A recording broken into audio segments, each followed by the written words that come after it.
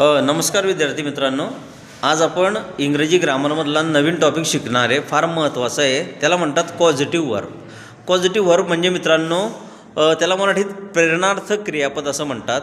प्रेरणार्थक क्रियापद म्हणजे करता एखादी क्रिया स्वतः करत नसून तो इतरांकडून करून घेतो तेव्हा त्याला प्रेरणार्थक क्रियापद असं म्हणतात. आणि हे प्रेरणार्थक क्रियापद बनवण्यासाठी इंग्रजीमध्ये MEKE मेक हे क्रियापद वापरतात. तर चला आपण त्याचं एक्झाम्पल बघूया. एक्झाम्पल बघा, आय मेक यू राईट. तर पहिले एक्झाम्पल काय सांगते मित्रांनो आपल्याला, बघा मेक हे क्रियापद वापरलेलं आहे की कर्त्याची लिहायची इच्छा नाही आहे पण मी तुला लिहायला लावतो, हे त्याचं मराठीमध्ये भाषांतर आहे. सेकंड सेंटेन्स बघूया, he made me write. MED made आलेला आहे म्हणजे सिम्पल पास्ट टेन्स आहे.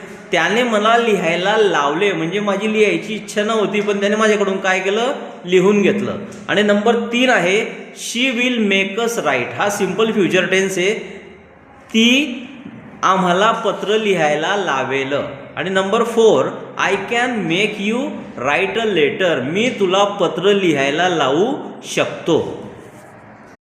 म्हणजेच काय मित्रांनो, आज आपण काय शिकलो की कर्त्याला एखादं काम करायची इच्छा नाही आहे पण त्याच्याकडून जर आपल्याकडून एखादं काम करून घ्यायचं असेल तर त्यासाठी पॉझिटिव्ह वर्बचा वापर केला जातो. आय होप तुम्हाला आजचा व्हिडिओ आवडला असेल. आवडला असल्यास नक्कीच लाईक करा, सबस्क्राईब करा.